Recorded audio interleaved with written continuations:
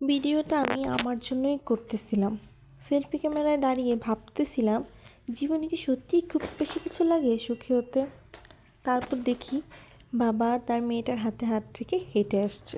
ওর ছোটো ছোটো পা তার বাবার আঙুল শক্ত করে ধরে রাখা, এই দৃশ্যটাই যেন ওর পুরো পৃথিবী।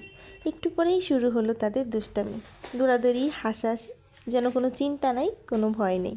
এই মুহূর্তগুলোই তো আমরা সারা জীবন ধরে খুঁজতে থাকি। এই দুষ্টুমির ভিতরেই তো লুকিয়ে থাকে নিরাপত্তা। মেয়েটা আমার জানে এই হাতটা কখনো ছেড়ে যাবে না। এই কোলটাই তার সবচেয়ে নিরাপদ জায়গা।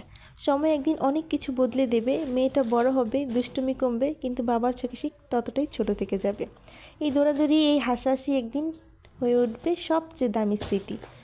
তারপর আমরা তিনজন একসাথে ক্যামেরার সামনে, কেউই পারফেক্ট না, কেউই সাজানো না, তবুও এই অসম্পূর্ণতায় ভরে আছে পরিপূর্ণ সুখ।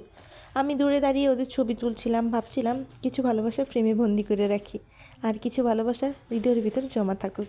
সবচেয়ে শেষে দেখি হাজব্যান্ড আমার মেয়েটাকে কোলে নিয়ে বেরিয়ে যাচ্ছে।